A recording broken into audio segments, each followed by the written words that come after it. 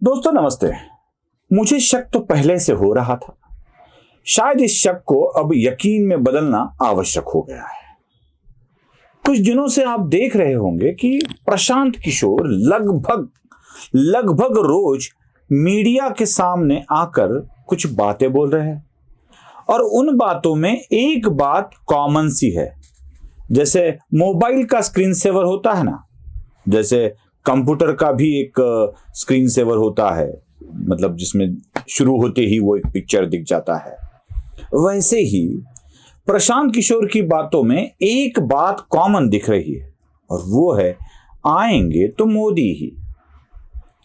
Bharatiya Janata party को सत्ता में आने से कोई रोक नहीं सकता।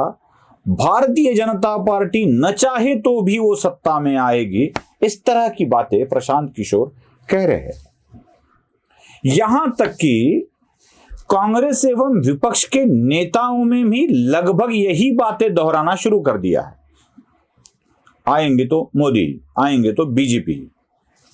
महाराष्ट्र के एक नेता जयंत पाटिल, इन्होंने तो ये सारी इलेक्शन अपने हाथ से निकल चुकी है, ये भी कह दिया था। लगभग राजीव गांधी के बेटे राहुल गांधी, इसलिए खास करके बताया मैंने, ये कोई फंबल नहीं था। राजीव गांधी के बेटे राहुल गांधी, इसलिए बता रहा हूं कि यही उनकी एक अकेली पहचान है। जैसे हमारे महाराष्ट्र के नेता अपने पिता का नाम लिए बगैर आगे नहीं बढ़ते, वैसे राहुल गांधी भी अपने पिता का नाम लिए बगैर चुनाव को आगे नहीं बढ़ा सकते। तो राहुल गांधी भी लगभग मैच फिक्सिंग की बात कर रहे हैं। मतलब मैच फिक्स हो चुका है। मैं सोच रहा था, मन ही मन में सोच रहा था कि ये क्यों हो रहा है। क्या ये कोई षड्यंत्र है?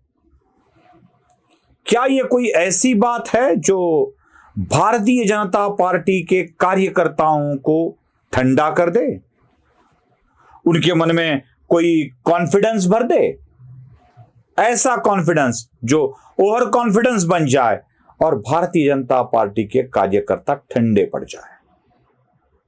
मध्य प्रदेश, बिहार और महाराष्ट्र के वोटिंग का अगर परसेंटेज निकाला जाए तो आपको समझ में आता है 3 से 5% तक इन राज्यों में वोट कम हो चुके हैं। 48 सीटों वाला महाराष्ट्र और लगभग उतनी ही सीटों वाले 125 के करीब सीटों वाले ये राज्य, इन राज्यों के 2 चरणों में जो भी चुनाव हुए हैं, मतदान हुआ है, उनका परसेंटेज गिरता चला जा रहा है। ये परसेंटेज गिरने का कारण क्या है?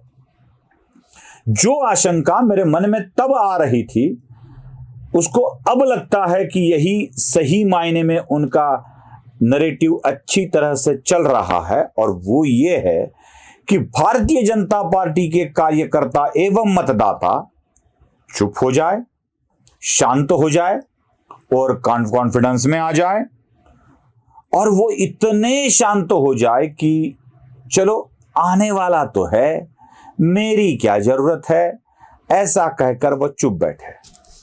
मैं एक कहानी बताता हूं आपको।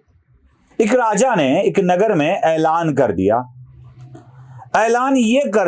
कि गांव के महादेव जी का मंदिर, उसके गर्भगृह को दूध से भरा जाए।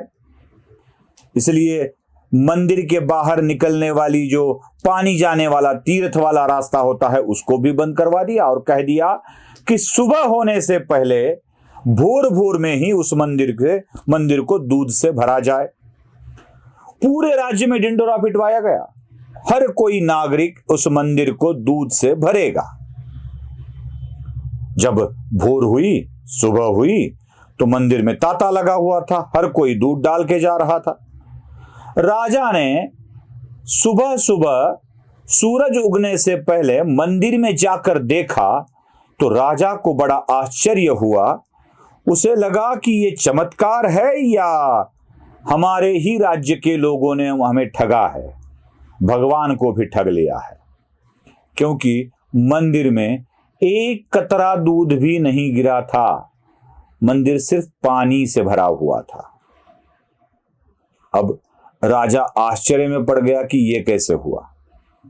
राजा ने अपने गुप्तचरों से जानने की कोशिश की और तब ये बात का पता चला कि राज्य का हर कोई नागरिक यही सोचता था कि सारी दुनिया तो दूध डालने वाली है, मैंने एक लोटा पानी डाल दिया तो क्या फर्क पड़ेगा। दूध डालने वाला कोई नहीं था, हर कोई पानी डालने वाला था और महादेव जी का गर्भगृह पानी से भर गया। क्या ऐसे ही हो रहा है भारतीय जनता पार्टी के कार्यकर्ता एवं मतदाताओं के बीच में?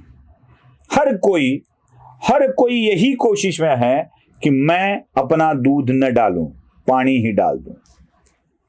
भारतीय जनता पार्टी के समर्थक एवं कार्यकर्ताओं के लिए मुझे गुजरात का ही उदाहरण दिखाना है, क्योंकि यही एक प्रयोग भूमि है भारतीय जनता पार्टी के लिए। 2017 के वोटों को निकाल कर देखिए और तब भारतीय जनता पार्टी की गुजरात में अवस्था क्या हुई थी यह भी देख लीजिए, और 2022 में क्या हुआ यह भी देख लीजिए। आपको तुरंत पता चल जाएगा कि 2017 में जब हिंदुत्व की पक्ष लेने वाले, हिंदुत्व की भूमिका रखने वाले वोटिंग के लिए नहीं आते हैं तो यही हाल होता है। अगर आप राष्ट्र के निर्माण के लिए वोटिंग करना चाहते हैं, हिंदुत्व के लिए वोटिंग करना चाहते हैं, अगर आप राम मंदिर के लिए कृतज्ञता के लिए वोटिंग करना चाहते हैं या किसी और चीज से जिसमें आपको अपना राष्ट्र उभरता हुआ दिखाई दे, इसके लिए वोटिंग करना चाहते हैं, तो भारतीय जनता पार्टी के या किसी और पार्टी के कार्यकर्ताओं के बुलावे का इंतजार मत करो भैया, बुलावे का इंतजार मत करो। देश में नरेंद्र और खास करके महाराष्ट्र के लोगों को मुझे बताना है, देवेंद्र यहां पर काम तो बहुत कर रहे हैं, लेकिन नरेंद्र और देवेंद्र के भरोसे अगर आप रहोगे तो क्या होगा? वो तो अपना काम करेंगे, लेकिन आप अपना काम कब करोगे? राष्ट्र निर्मिति के लिए आप अपना कदम कब उठाओगे? अगर राष्ट्र निर्मिति के लिए अपना कदम आपको उठाना है तो इस उंगली पे स्याही लगना जरूरी है, बिल्कुल जरूरी है। जब आपका समय आए तो न्योते का इंतजार किए बिना, कड़ी धूप के बारे में बिना सोचे, ऐसे समय आपको वोट डालने जाना है जब आपको समय मिल जाए या आपको आसानी हो। अगर नहीं जाओगे तो यह राष्ट्र निर्माण के कार्य के यज्ञ में आपकी समिधा नहीं गिरेगी, और यह यज्ञ है, यज्ञ समिधा के बिना अधूरा होता है। यज्ञ कुंड में अपने आप को समर्पित करना होता है, और शायद प्रशांत किशोर या अन्य लोग आपको ही शांत करने का प्रयास कर रहे हैं। यह अगर आप समझ में लेते हैं तो समझ गए हो, अन्यथा आपकी नासमझी ही आपको ले डूबेगी। इसलिए आपसे हाथ जोड़कर विनती है, चलिए सावधान हो जाइए, बुलावे में मत फंसिए, वोटिंग के लिए बाहर पड़िए। नमस्ते।